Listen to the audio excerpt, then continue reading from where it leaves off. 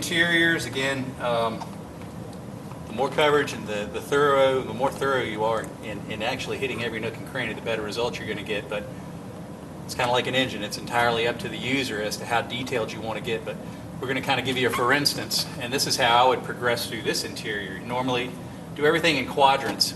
If you do a dash and you do a door panel, you do a seat, and you're bouncing around, you're going to forget little things. So what I like to do is literally break the car up, if it's a two-door, into halves. You're going to work everything that you see in front of you, including the center console, and work your way out of the car and then progress to the other side. And what we do is we typically like to work from high. And on a convertible, you can do this hitter piece.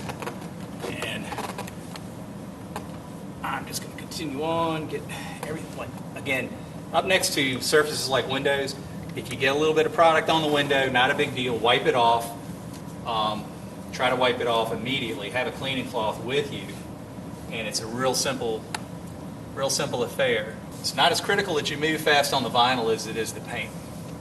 See what I'm doing here? I'm actually even coating these chrome surrounds. Take your detail brush. You can actually paint into the busy areas of the vents, move them through their range of motion, so that when your passenger adjusts the air for their comfort, you don't see a big dry spot.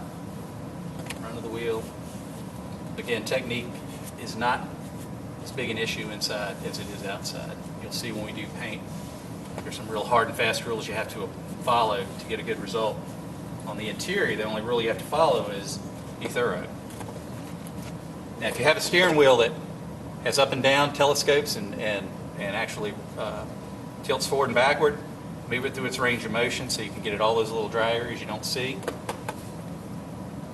As you're doing an interior, there's so many places to miss that you constantly want to be looking at different angles. You know, after you've done a section and you're satisfied with it, look at it from several different angles. Even if you need to, come in from the other side of the car, because you can see there's a little hole right there I couldn't see sitting in the driver's seat. You want to paint your product into that as well. So you get coverage there. How well you see this? But that's a really tired looking piece of plastic until we put the product on it.